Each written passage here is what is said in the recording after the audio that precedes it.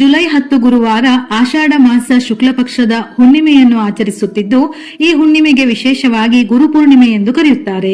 ಗುರು ಪೂರ್ಣಿಮೆಗೆ ಬಹಳ ಮಹತ್ವವಿದೆ. ಅದರಲ್ಲೂ ಗುರುವಿನ ಆರಾಧನೆಗೆ ಗುರುವಾರ ಬಹಳ ಶ್ರೇಷ್ಠ. ಈ ದಿನವೇ ಗುರುಪೂರ್ಣಿಮೆ ಬಂದಿರುವುದರಿಂದ ತಪ್ಪದೆ ಈ ದಿನ ಗುರುವಿನ ಆರಾಧನೆ ಮಾಡಿ.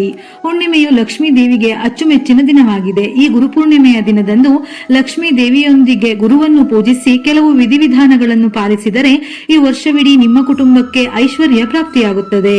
ಗುರುಪೂರ್ಣಿಮೆ ಬರುವ ಮುನ್ನ ಈ ವಿಡಿಯೋ ನಿಮ್ಮ ಕಣ್ಣಿಗೆ ಬಿದ್ದರೂ ಸಹ ನೀವು ಬಹಳ ಅದೃಷ್ಟವಂತರೆಂದೇ ಹೇಳಬಹುದು. ಹುಣ್ಣಿಮೆ ದಿನ ಮಾಡುವ ಆರಾಧನೆಗೆ ದುಪ್ಪಟ್ಟು ಫಲ ಸಿಗುತ್ತದೆಯಂತೆ. ಅದರಲ್ಲೂ ಹುಣ್ಣಿಮೆ ದಿನ ಗುರುವಿನ ಆರಾಧನೆ ಮಾಡುವಂತ ಶಕ್ತಿಶಾಲಿ ದಿನ ಮತ್ತೆಂದು ಬರುವುದಿಲ್ಲ. ಗುರುವಿನ ಅನುಗ್ರಹ ಪಡೆಯಲು ಬಹಳ ಪ್ರಶಸ್ತವಾದ ದಿನ. ಹಿಂದೂಗಳು ಅತ್ಯಂತ ಪವಿತ್ರವಾಗಿ ಆಚರಿಸುವ ವ್ರತಗಳಲ್ಲಿ ಗುರುಪೂರ್ಣಿಮೆಯು ಒಂದು. ಇಂತಹ ಶಕ್ತಿಶಾಲಿ ಗುರುಪೂರ್ಣಿಮೆಯ ದಿನದಂದು ಪ್ರತಿಯೊಬ್ಬರು ಗುರುವನ್ನು ಪೂಜಿಸಿ ಆರಾಧಿಸಲೇಬೇಕು. ಈ ಹುಣ್ಣಿಮೆಯ ದಿನದಂದು ಗುರುಗಳನ್ನು ಪೂಜಿಸಿದರೆ ಸಂಪೂರ್ಣ ಗುರುವಿನ ಅನುಗ್ರಹ ಲಭಿಸುತ್ತದೆ. ಮಾಡುವ ಪ್ರತಿಯೊಂದು ಕೆಲಸದಲ್ಲೂ ಯಶಸ್ಸು ಸಿಗುತ್ತದೆ. ನಿಮ್ಮ ಮನೆಗೆ ಅದೃಷ್ಟ ಒಲಿದು ನಿಮ್ಮ ಕುಟುಂಬಕ್ಕೆ ಅಖಂಡ ರಾಜಯೋಗ ಪ್ರಾಪ್ತಿಯಾಗುತ್ತದೆ. ಆದ್ದರಿಂದ ಈ ಗುರುಪೂರ್ಣಿಮೆಯ ದಿನದಂದು ಮನೆಯಲ್ಲಿ ಶ್ರೀಧರ ಸ್ವಾಮಿ, ರಾಘವೇಂದ್ರ ಸ್ವಾಮಿ, ದತ್ತಾತ್ರೇಯರು, ಶ್ರೀಪಾದ ಶ್ರೀವಲ್ಲಭರು, ಸಾಯಿಬಾಬಾ ಅಥವಾ ಯಾವುದಾದರೂ ಗುರುವನ್ನು ತಪ್ಪದೆ ಪೂಜಿಸಿ.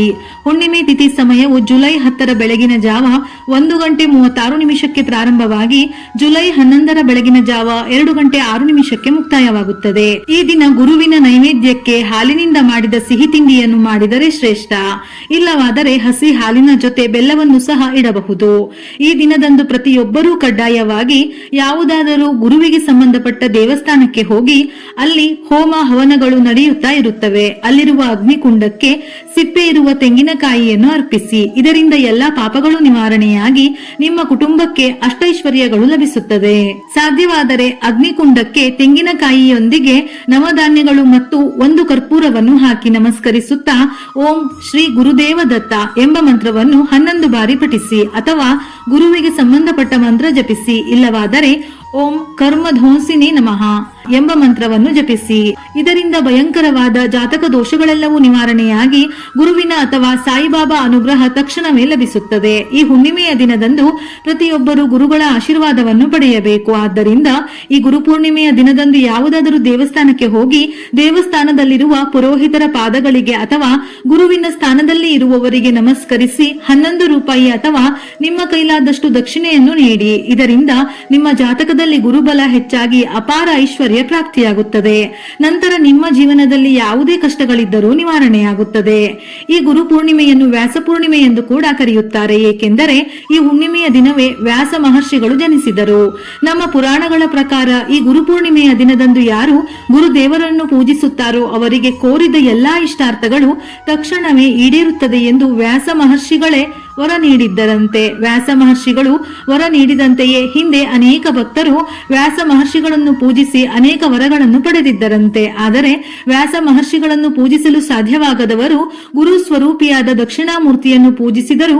ದತ್ತಾತ್ರೇಯರನ್ನು, ಶ್ರೀಪಾದ ಶ್ರೀವಲ್ಲಭ, ಶ್ರೀಧರ ಸ್ವಾಮಿಗಳನ್ನು ಅಥವಾ ಸಾಯಿಬಾಬಾ ಅವರನ್ನು ಪೂಜಿಸಿದರು ನಿಮ್ಮ ಕಷ್ಟಗಳೆಲ್ಲವೂ ತಕ್ಷಣವೇ ದೂರವಾಗಿ ಕೋರಿದಷ್ಟು ವರಗಳನ್ನು ಪ್ರಸಾದಿಸುತ್ತೇನೆ ಎಂದು ಸ್ವತಃ ವ್ಯಾಸ ಮಹರ್ಷಿಗಳೇ ವಿವರಿಸಿದ್ದಾರೆ. ನಮ್ಮ ಜಾತಕದಲ್ಲಿ ಗುರುಬಲ ಕಡಿಮೆ ಇದ್ದರೆ ಜೀವನದಲ್ಲಿ ಅನೇಕ ಸಮಸ್ಯೆಗಳು ಉದ್ಭವಿಸುತ್ತದೆ. ಪ್ರತಿ ಕೆಲಸದಲ್ಲೂ ಅಡೆತಡೆಗಳು ಉಂಟಾಗುತ್ತವೆ. ಆರ್ಥಿಕ ಸಮಸ್ಯೆಗಳು, ಅನಾರೋಗ್ಯ ಸಮಸ್ಯೆಗಳು ಕಾಡುತ್ತಲೇ ಇರುತ್ತವೆ. ಅಂತವರು ಈ ಗುರುಪೂರ್ಣಿಮೆಯ ದಿನದಂದು ಮನೆಯಲ್ಲಿ ದೀಪಾರಾಧನೆ ಮಾಡಿ ಒಂದು ಶಕ್ತಿಶಾಲಿ ಮಂತ್ರವನ್ನು ಪಠಿಸಿ. ಆ ಮಂತ್ರವೇನೆಂದರೆ ವ್ಯಾಂ ವೇದ ವ್ಯಾಸಾಯ ನಮಃ. ಈ ಮಂತ್ರವನ್ನು 21 ಬಾರಿ ಜಪಿಸಿದರೆ ಜಾತಕ ದೋಷಗಳೆಲ್ಲವೂ ತಕ್ಷಣವೇ ನಿವಾರಣೆಯಾಗುತ್ತದೆ. ವಿವಾಹ ಸಮಸ್ಯೆಗಳು, ಉದ್ಯೋಗ ಸಮಸ್ಯೆ, ಉದ್ಯೋಗದಲ್ಲಿ ಬಡ್ತಿ ಬರಬೇಕೆಂದರೆ ಈ ಗುರುಪೂರ್ಣಿಮೆಯ ದಿನದಂದು ಬೆಳಿಗ್ಗೆ ಸ್ನಾನ ಮಾಡಿ ನೆನೆಸಿದ ಕಡಲೆಕಾಳುಗಳನ್ನು ದಾರಕ್ಕೆ ಪೊಣಿಸಿ ಮಾಲೆಯಂತೆ ತಯಾರಿಸಿ ದತ್ತಾತ್ರೇಯರ ದೇವಸ್ಥಾನಕ್ಕೆ ಹೋಗಿ ಈ ಕಡಲೆಕಾಳಿನ ಮಾಲೆಯನ್ನು ದತ್ತಾತ್ರೇಯರಿಗೆ ಸಮರ್ಪಿಸಿದರೆ ವಿವಾಹವಾಗದವರಿಗೆ ಶೀಘ್ರವಾಗಿ ವಿವಾಹ ನಿಶ್ಚಯವಾಗುತ್ತದೆ. ಹಾಗೆಯೇ ಉದ್ಯೋಗವಿಲ್ಲದವರಿಗೆ ಉದ್ಯೋಗ ಪ್ರಾಪ್ತಿ, ಉದ್ಯೋಗದಲ್ಲಿರುವವರಿಗೆ ಬಡ್ತಿಗಳು ಲಭಿಸುತ್ತದೆ. ನಿಮ್ಮ ಮಕ್ಕಳು ವಿದ್ಯಾಭ್ಯಾಸದಲ್ಲಿ ಉತ್ತಮ ಸಾಧನೆ ಮಾಡಬೇಕೆಂದರೆ ಈ ಗುರುಪೂರ್ಣಿಮೆಯ ದಿನದಂದು ದಕ್ಷಿಣಾಮೂರ್ತಿ ಸ್ತೋತ್ರವನ್ನು ಪಠಿಸಿ. ನಿಮ್ಮ ಮಕ್ಕಳಿಗೆ ಉತ್ತಮ ವಿದ್ಯಾಬುದ್ಧಿಗಳು ಪ್ರಾಪ್ತವಾಗಿ ಜೀವನದಲ್ಲಿ ದೊಡ್ಡ ಮಟ್ಟಕ್ಕೆ ಬೆಳೆಯುತ್ತಾರೆ. ಕುಟುಂಬದಲ್ಲಿ ಕಲಹಗಳು, ಗಂಡ ಹೆಂಡತಿಯರ ನಡುವೆ ಜಗಳ ಇರುವ ಬಳಲುತ್ತಿರುವವರು ಈ ಗುರುಪೂರ್ಣಿಮೆಯ ದಿನದಂದು ಓಂ ಶ್ರೀ ಗುರು ರಾಘವೇಂದ್ರಾಯ ನಮಃ ಎಂಬ ಮಂತ್ರವನ್ನು 21 ಬಾರಿ ಪಠಿಸಿ. ಗಂಡ ಹೆಂಡತಿಯರ ನಡುವಿನ ಜಗಳಗಳು ಕಡಿಮೆಯಾಗಿ ಪ್ರೀತಿ ಅನುರಾಗಗಳು ಹೆಚ್ಚುತ್ತವೆ. ಔದುಂಬರ ವೃಕ್ಷವನ್ನು ದತ್ತಾತ್ರೇಯರ ಸ್ವರೂಪವೆಂದು ಪೂಜಿಸಲಾಗುತ್ತದೆ. ಈ ವೃಕ್ಷದಲ್ಲಿ ದತ್ತ ತತ್ವವು ಅಧಿಕವಾಗಿರುತ್ತದೆ. ವೃಕ್ಷದ ಕೆಳಗೆ ಒಂದು ರಂಗೋಲಿ ಹಾಕಿ ಅದರ ಮೇಲೆ ತುಪ್ಪದ ದೀಪವನ್ನು ಹಚ್ಚಿ ಭಕ್ತಿಯಿಂದ ಔದುಂಬರ ವೃಕ್ಷವನ್ನು ಪೂಜಿಸಿ ಪ್ರದಕ್ಷಿಣೆ ಹಾಕುವುದರಿಂದ ಜನ್ಮ ಜನ್ಮಗಳ ಪಾಪ ಪರಿಹಾರವಾಗುತ್ತದೆ, ಸಕಲ ಸುಖ ಪ್ರಾಪ್ತಿಯಾಗುತ್ತದೆ. ಈ ಹುಣ್ಣಿಮೆಯ ದಿನ ಮನೆಯಲ್ಲಿ ಗುರುವಿನ ಆರಾಧನೆ ಮಾಡಬೇಕು. ಅಂದರೆ ದತ್ತಾತ್ರೇಯರ ಫೋಟೋ, ಶ್ರೀಧರ ಸ್ವಾಮಿಗಳು, ರಾಘವೇಂದ್ರ ಸ್ವಾಮಿಗಳು ಫೋಟೋ ಇಲ್ಲವೆಂದಾದರೆ ಯಾವುದೇ ಗುರುವಿನ ಫೋಟೋ ಇದ್ದರೆ ಫೋಟೋಕ್ಕೆ ತುಳಸಿ ದಳ ಅಥವಾ ತುಳಸಿ ಮಾಲೆಯನ್ನು ಹಾಕಿ ಅರಿಶಿನ ಕುಂಕುಮ ಹಚ್ಚಿ ಹೂವು ಇಟ್ಟು ತುಪ್ಪದ ದೀಪ ಹಚ್ಚಬೇಕು. ದೀಪಕ್ಕೆ 3 ಬತ್ತಿಗಳನ್ನು ಬಿಡಿಬಿಡಿಯಾಗಿ ಇಟ್ಟು ದೀಪ ಬೆಳಗಬೇಕು. ಈ ಗುರುಪೂರ್ಣಿಮೆಯ ದಿನದಂದು ಶಿವನು ಭಕ್ತರ ಎಲ್ಲಾ ಪಾಪಗಳನ್ನು ಮನ್ನಿಸಿ ಯೋಗ ನಿದ್ರೆಗೆ ಹೋಗುತ್ತಾರಂತೆ. ಆದ್ದರಿಂದ ಈ ಹುಣ್ಣಿಮೆಯ ದಿನದಂದು ಶಿವಾಲಯಕ್ಕೆ ಹೋಗಿ ಶಿವನನ್ನು ದರ್ಶನ ಮಾಡಿದರೆ ನಾವು ಅರಿವಿಲ್ಲದೆ ಮಾಡಿದ ಪಾಪಗಳೆಲ್ಲವೂ ತಕ್ಷಣವೇ ನಿವಾರಣೆಯಾಗುತ್ತದೆ.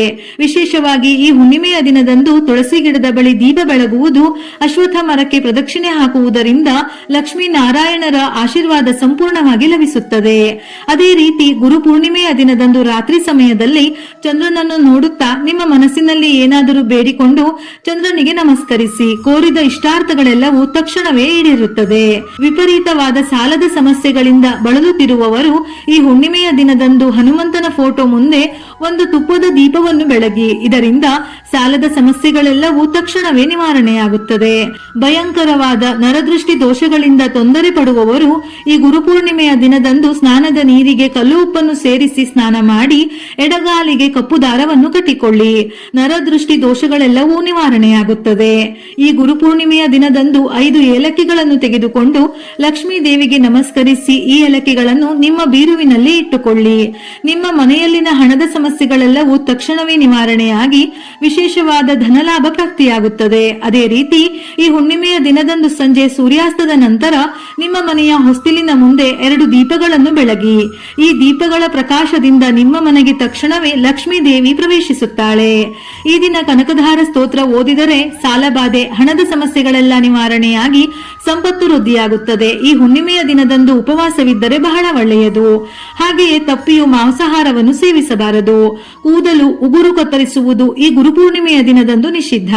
ಅನಾರೋಗ್ಯ ಸಮಸ್ಯೆಗಳಿಂದ ಬಳಲುತ್ತಿರುವವರು ಈ ಗುರುಪೂರ್ಣಿಮೆಯ ದಿನದಂದು ಲವಂಗಗಳಿಂದ ದೃಷ್ಟಿ ತೆಗೆಸಿಕೊಳ್ಳಿ. ದೀರ್ಘಕಾಲದ ಅನಾರೋಗ್ಯ ಸಮಸ್ಯೆಗಳೆಲ್ಲವೂ ನಿವಾರಣೆಯಾಗಿ ಉತ್ತಮ ಆರೋಗ್ಯ ಲಭಿಸುತ್ತದೆ. ಹಾಗೆಯೇ ಈ ದಿನ ಮಾಡುವ ದಾನಗಳಿಗೆ ದ್ವಿಗುಣ ಫಲ ಲಭಿಸುತ್ತದೆ. ಮುಖ್ಯವಾಗಿ ಯಾರಿಗಾದರೂ ಅನ್ನದಾನ ಮಾಡಿದರೆ ನಿಮ್ಮ ಕುಟುಂಬಕ್ಕೆ ಬಹಳ ಒಳ್ಳೆಯದಾಗುತ್ತದೆ.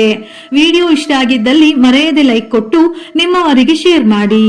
ಇದೇ ರೀತಿಯ ಮನಮುಟ್ಟುವ ಉಪಯುಕ್ತ ಮಾಹಿತಿಗಳಿಗಾಗಿ ಮತ್ತೆ ಭೇಟಿಯಾಗೋಣ.